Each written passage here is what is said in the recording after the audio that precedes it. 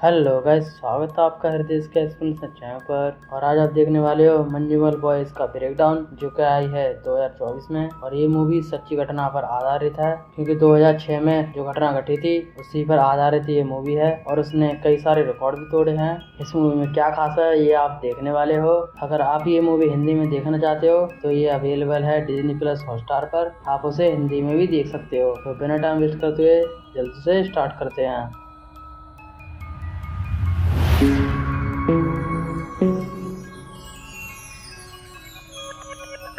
Movie based है 2006 में, जब वो घटना हुई थी। कोची के मंजूमल में रहने वाले एक ग्रुप जब ट्रिप पर गया था और उनके साथ क्या हुआ था वो हम इसमें देखने वाले हैं। मूवी में काफी कुछ दिखाकर बिल्डअप बनाया गया है कि कौन क्या करता था, कौन कैसा था। लेकिन हम मुद्दे पर आते हैं। पूनम की छुट्टी में ये ग्रुप तमिलनाडु के कोडाईकनाल में जाता है घूमने के लिए। सूदी के पुराने दोस्त प्रसाद की कार को बुक किया, क्योंकि वैन नहीं मिल पाई, इसलिए पूरा ग्रुप भी नहीं जा पाया। ऊपर से एंड टाइम पर एक दोस्त ने मना कर दिया और उसकी जगह ले आइए सुभाष को। ग्रुप का सबसे सीनियर और मेच्योर पर्सन सीजू सुभाष के घर गया था उसे लेने। वो आ नहीं रहा था क्योंकि पैसे की प्रॉब्लम थी, लेकिन उसकी माँ से बात कर वो उसे खुद उसे ले आया था। अभी 11 लोग मंजूमल से निकले और रात में भगवान के दर्शन किए, सिवाय सुभाष के, क्योंकि वह भगवान को नहीं मानता था। फिर कोडाईकनाल में पहुंचकर वो खूब घूमे फिरे, फोटोज ली, दारू भी, ऐसे ही मौज मस्ती करके दिन निकाल दिया। फिर जब कोडाईकनाल से जाने का टाइम आया तो सूदी बोला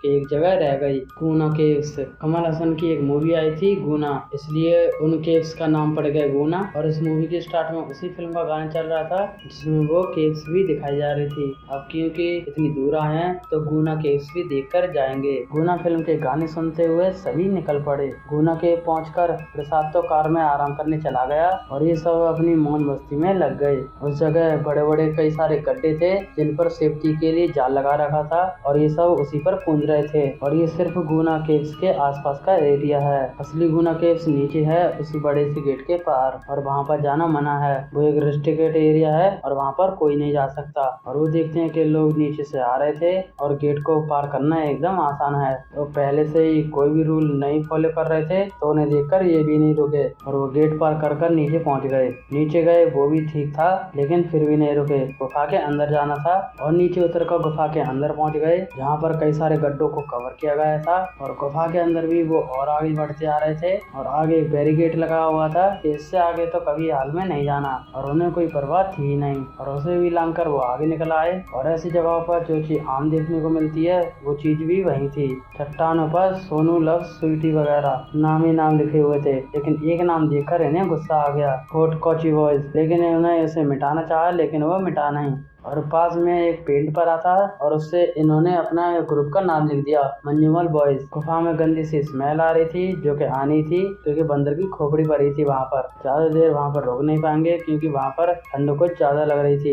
चट्टान पर अपने ग्रुप का नाम देखकर सुभाष भी काफी ज्यादा एक्साइटेड हो गया। साथ में 2006 लिखने जा रहा था, लेकिन पत्तों से ढके एक गड्ढे में गिर गया। और ये देखकर इन सबके दिल रुक गए। इन्हें समझ ही नहीं आया कि हुआ क्या। इनका कुछ रिएक्शन ही नहीं निकला, यानी कि शौक में थे। बस अंदर एक स्ट्रॉन्ग फीलिंग थी कि बहुत बड़ी गलती कर दी नीचे आकर और उससे उभर नहीं पाएंगे। एक सेकंड में दुनिया भर की चीजें घूम गई, पास्ट भी फ्यूचर भी, इसलिए प्रेजेंट को प्रोसेस करने में थोड़ी देर लग गई। हाथ पैर फूल रहे थे ये सोचकर कि अब क्या होगा।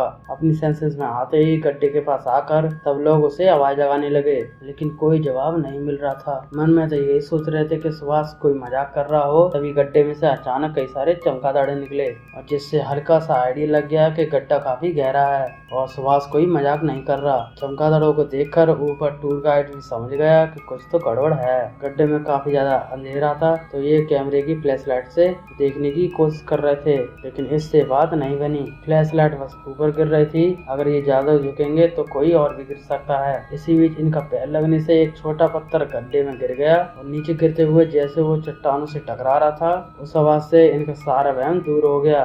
कितना भी झुक निकले कुछ नहीं दिखेगा, गड्ढा हद से ज्यादा डीप है। वहाँ पर सबको आइडिया हो चुका था कि सुभाष अब नहीं रहा। बोलना तो कोई नहीं चाहता था और अभिलाष को इतना गहरा सदमा लगा कि वो बोला जा रहा था सुभाष चला गया। हालांकि कोई स्वीकार नहीं करना चाहता था और अभिलाष भी चुप नहीं हो रहा था, तो बाकी सब उसे ऊपर ले गए। उसी बीच टूर गाइड आ गया। उन्होंने सोचा कि वो कुछ मदद करेगा, लेकिन उसने साफ साफ बोल दिया कि अब कुछ नहीं हो सकता, ये शैतान का फैसला है, अब जल्दी से यहाँ से निकल जाओ नहीं तो पंगा हो जाएगा। लेकिन ऐसे कैसे चले यहाँ, कुछ तो काम करना होगा, बस अजीम करके तो नहीं जा सकते ना, जीवन भर पछतावा रहेगा। बस यही सोचकर आधा ग्रुप मदद लाने चला गया और आधा ग्रुप गड्ढे के पास रह गया।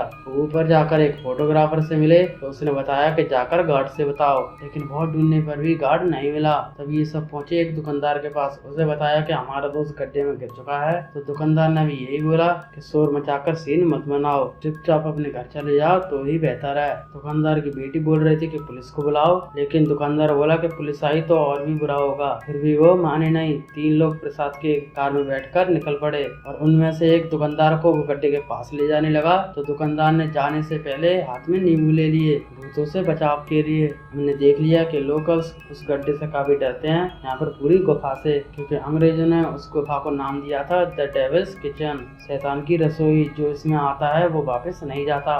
दुकानदार ने नीचे जाकर सबको नींबू दिए और तभी बहुत तेज बारिश शुरू हो गई। वो सबको बताता है कि आजादी के बाद से आज तक 13 लोग गड्ढे में गिर चुके हैं और उनमें से किसी एक को भी बाहर नहीं निकाला जा सका, जिंदा या मुर्दा, क्योंकि ये गड्ढा 900 फीट से भी ज्यादा गहरा है और लोगों की लाश भी बरामद नहीं हो पाई। आखिरी बार 10 साल पहले एक सेंट्रल मजिस्ट्रेट का भतीजा इस गड्ढे में गिरा था और सरकार ने सारी फोर्सेस को भी रेस्क्यू पर लगा दिया था, लेकिन फिर भी उस बच्चे को नहीं निकाल पाए। मंत्री ने 15 लाख का इनाम रखा था कि कम से कम पूरी बॉडी नहीं, एक हड्डी तो निकाल दो ताकि क्रियाक्रम हो सके, लेकिन वो भी पॉसिबल नहीं हो पाया। जब किसी मंत्री का बस नहीं चला तो तुम तो हो ही कौन। अब कुछ नहीं हो सकता, बस भूल जाओ और यहाँ से चुपचाप निकल जाओ। यहाँ पर हमें इन सब के बचपन का फ्लैशबैक दिखाया जाता है। तब वो लुका छुपी खेलते थे और सुभाष ऐसी जगह पर छुपता था कि कोई उसे ढूंढ नहीं पाता था। मतलब कि वो बचपन से ही तंग जगहों में खुद को शांत रखना जानता है, समझे। उधर वो 4 लोग पुलिस स्टेशन पहुंच चुके थे और जैसे ही पुलिस को ये सब बताया और पुलिस ने उन सबको ही उल्टा पीटने शुरू कर दिया और उल्टी उनके ऊपर FIR दर्ज कर दी कि तुमने अपने दोस्त को धक्का देकर मारा है और यहाँ पर आकर नाटक कर रहा है। जैसे कि लोकल्स ने बताया था कि पुलिस को बताओगे तो और दिक्कत में पड़ जाओगे, क्योंकि गुफा के अंदर जाना रिस्ट्रिक्टेड है। सबसे पहले वो ये क्राइम हो गया। इधर ये सब दुकानदार की बातें सुन रहे थे, तब इन्हें ये नहीं पता कि बारिश इनके लिए कितना बड़ा संकट है। इन्हें भी जल्दी पता चल गया। तब पानी गड्ढे की तरफ जाने लगा। असल में बारिश का पानी उसी रास्ते से नीचे आ रहा था जिस रास्ते से वो आए थे और काफी ज्यादा पानी गुफा के अंदर आ रहा था, क्योंकि ये रास्ता पानी नहीं बनाया। पानी नहीं, चट्टाने चीर कर दरारें बनाई जिनके थ्रू ये सारा पानी गुफा में आता है, फिर इस गड्ढे के अंदर चला जाता है। यानी कि नेचुरल ड्रेनेज है और सुभाष के लिए और भी बड़ा खतरा बन गया। अगर सुभाष वैसे नहीं मरा होगा तो पानी में डूबकर सुभाष मर जाएगा, ऐसा वो सब सोच रहे थे और वो सब पानी को रोकने की कोशिश में लग गए। लेकिन जब चट्टाने नहीं रोक पाई तो ये कैसे रोक देंगे। सीगी तो गड्ढे के पास ही लगा पड़ा था, क्योंकि सुभाष को यही लेके आया था और वो भी उसकी माँ को भरोसा देकर, वरना सुभाष तो इसकी ट्रिप का हिस्सा था ही नहीं। और सूदी तो एकदम फ्री खड़ा था, क्योंकि गुना के देखने का विचार तो इसी का था, वरना ये सब तो अच्छे वाले वापस जा रहे थे और यही इन सबको नीचे लेके आया था, बल्कि एकदम अंदर लेके आया। और सीजी और सीधू की तो अपने आप से ही एक जंग चल रही है, दोनों ही पछतावे में हैं। खैर सभी ने काफी कोशिश की पानी को रोकने की, लेकिन पानी को नहीं रोक सके। फिर फोटोग्राफर भी नीचे आ गया साथ में गार्ड को लेकर। गार्ड उन सबसे बोल रहा था कि यहाँ से निकलो, क्योंकि उसकी जॉब को खतरा हो जाएगा। फिर सूदी जाकर गड्ढे के सामने लेट गया और बाकी सभी गड्ढे के चारों तरफ लेट गए। इतने में मीडिया में ये खबर फैल चुकी थी, तो सब इंस्पेक्टर को भी एक्शन लेना पड़ा और कांस्टेबल को उन चारों के साथ भेज दिया और कहा कि पता करो हुआ क्या है। खाना पूर्ति के लिए टॉर्च और रस्सी भी लेकर जाना। और कांस्टेबल भी बिल्कुल चिल मोड में था। ठेके के पास कार को रुकवाकर उसने बोला कि जाकर 2 क्वार्टर लाओ, पानी लाओ, गिलास लाओ और सिगरेट का पैकेट भी लाओ और माचिस मत भूलना। अब ये भी क्या बोलते, चुपचाप ले आए। इनका सवाल था कि रस्सी भी तो लेनी है। कांस्टेबल बोलता है कि आगे मिल गई तो ले लेंगे। तो दोस्तों आज के लिए बस इतना ही, आगे की कंटिन्यू करेंगे हम स्टोरी अगली वीडियो में। अगर आपको ये वीडियो देखकर पसंद आई हो तो वीडियो को लाइक करें, चैनल को सब्सक्राइब करें। तो मिलते हैं इसी के अगले पार्ट में, तब तक के लिए सबको बाय।